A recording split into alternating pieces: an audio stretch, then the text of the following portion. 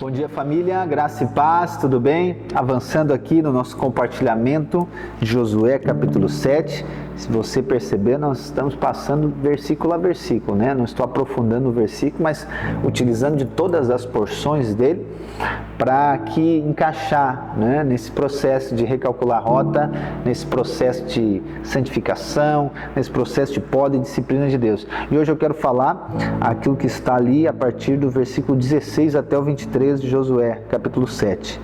Então Josué se levantou de madrugada e fez com que Israel se apresentasse segundo as suas tribos, e a sorte caiu sobre a tribo de Judá. Ele fez com que se apresentasse a tribo de Judá, e a família indicada foi a dos Zeraitas.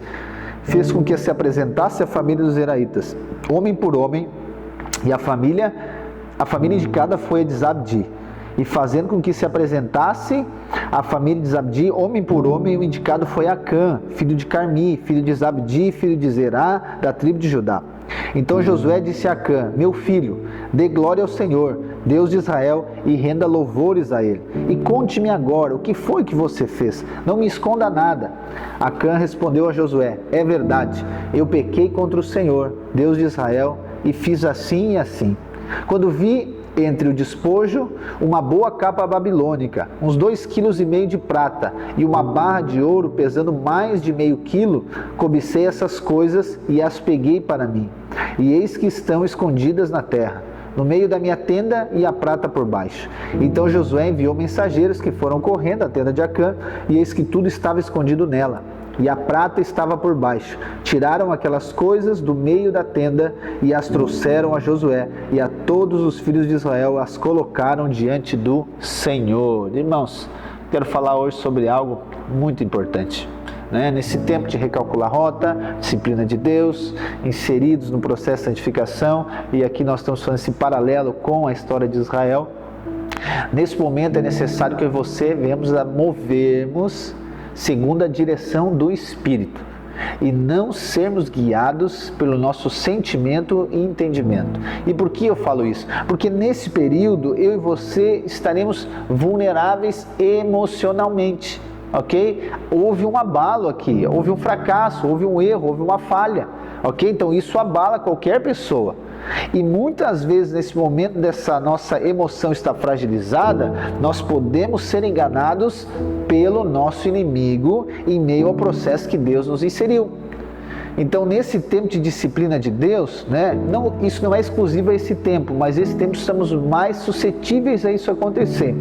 Existem então muitos cristãos movidos, né, pelo zelo, pela preocupação de fazer a coisa certa, eles começam a procurar dentro de si as falhas e erros nesse processo de recalcular a rota.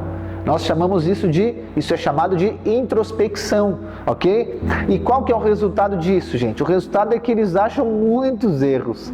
O resultado é que eles acham muitas falhas. O resultado é que eles acham muitos pecados. Eu sei que isso parece bom, por quê? Porque existe uma estratégia do mundo que é assim: você deve olhar para dentro de você, você deve avaliar os seus erros, você deve avaliar o porquê que você não tem sido um bom marido, você deve sentar com o seu cônjuge e fazer uma lista, o que incomoda nela, de você, o que você entende, uma coisa de introspecção. Só que eu quero dizer que isso pode levar você para um caminho sem volta. É um caminho de acusação e condenação que aprisiona você. Aprisiona você. Nós precisamos entender que na disciplina de Deus, não somos nós que procuramos algo dentro de nós. Nós vimos no texto aqui, ok? Acã pecou, ele errou. Mas quem que achou? Quem que foi e chegou lá? O próprio Deus. Foi o próprio Deus, ok? Então não foi o próprio Acã. Entende? Obviamente isso aqui é aqui é uma analogia, uma aplicação, não seja literal, ok? Eu estou dizendo que você não deva confessar um erro, confessar um pecado. Sim, mas creia que até o Espírito, e isso, quem leva você a fazer isso é o próprio Espírito de Deus. Só que quem achou a casa foi o Espírito, lembra? Né? Foi indo de casa em casa, de tribo até a casa, até a família, até a pessoa, é esse aqui, achou. Então é o Espírito que faz isso. É o próprio Deus que rastreou e encontrou o problema. E assim deve ser conosco. É o próprio Espírito que faz esse trabalho. Olha o que Davi diz. lá em Salmo 139, versículo 23 e 24. Esse salmo é fantástico, né? Mas olha o que ele fala. Sonda-me, ó Deus, e conhece o meu coração. Prova-me e conhece os meus pensamentos, e vê se há em mim algum caminho mau, e guia-me pelo caminho eterno. Então o que Davi está dizendo? Senhor, sonda meu coração.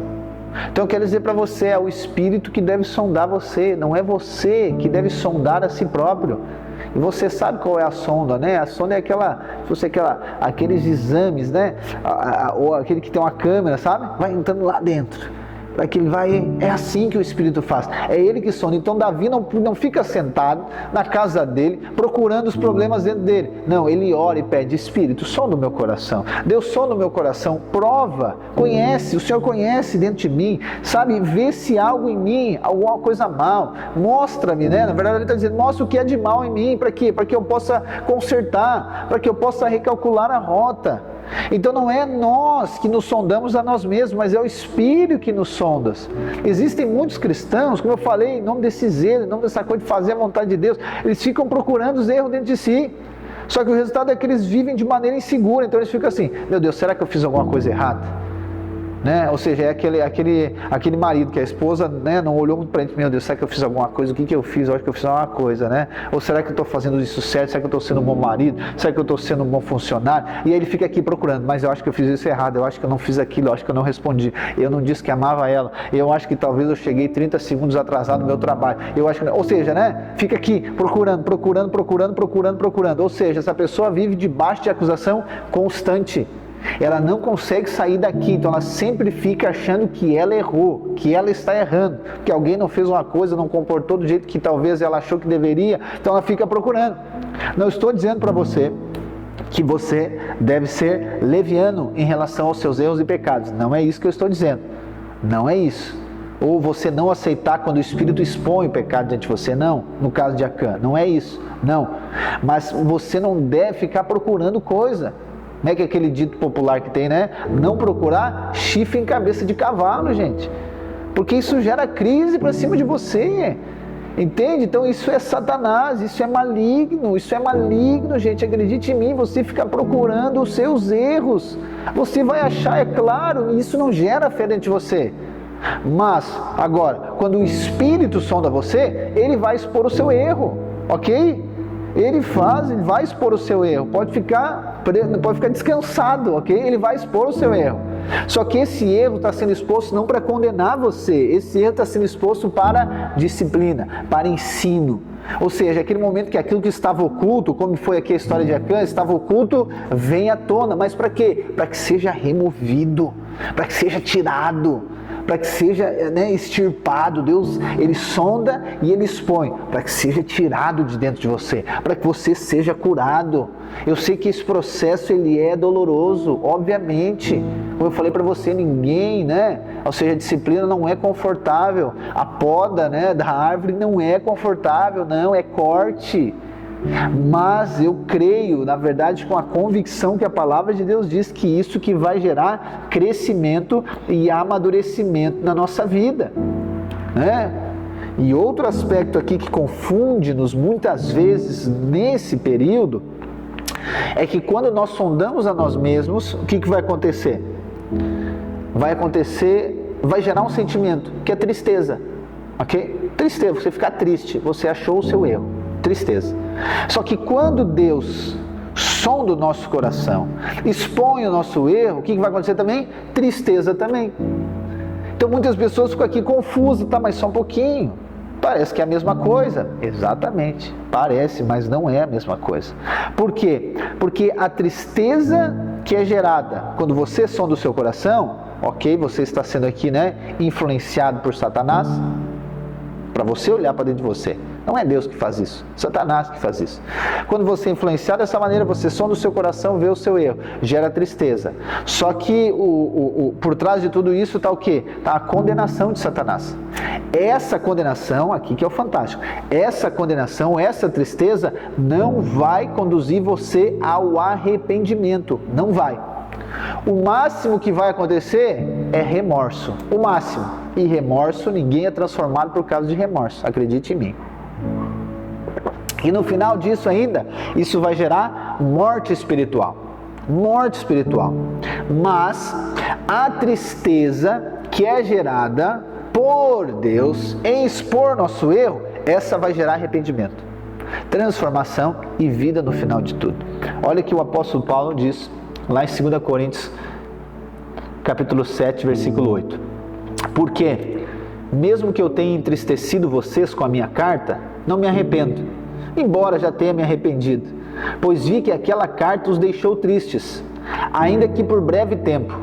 Mas agora me alegro, não porque vocês ficaram tristes, mas porque essa tristeza os levou ao arrependimento. Pois vocês foram entristecidos segundo Deus, para que de nossa parte não sofresse nenhum dano. Porque a tristeza segundo Deus produz arrependimento para a salvação, que a ninguém traz pesar, mas a tristeza do mundo produz morte. Olha só que fantástico isso, irmãos. É aqui que nós vemos, lá no final da história que nós vemos, né? Essa diferença. Pastor, mas como que eu vou saber lidar com isso? Não sonde você mesmo. Permita que o Espírito sonde o seu coração. Ele vai sondar o seu coração. Ele vai mostrar, assim como foi aqui com Acã, assim como foi com Israel. Foi Deus. Porque Deus ama Israel, Deus está disciplinando, Deus está colocando esse processo de santificação em Israel. Então o que Deus faz? Ele sonda, eu vou sondar aqui a nação, e ele acha, aqui está o problema, e ele expõe. Quando ele expõe, o que acontece? Acontece o arrependimento, né? O próprio Acã já diz aqui, ó, eu pequei mesmo, eu errei, eu fiz isso, foi aquilo, eu pensei em fazer isso e estava lá. Eu peguei a capa babilônica, eu peguei o ouro, eu peguei a prata e está lá. Eles foram lá e acharam, está aqui, sondou, expõe, para quê? Para tratar, para resolver, para que possa continuar avançando, amém? Esse é a sonda do Espírito na nossa vida, amém? Deus abençoe a sua vida.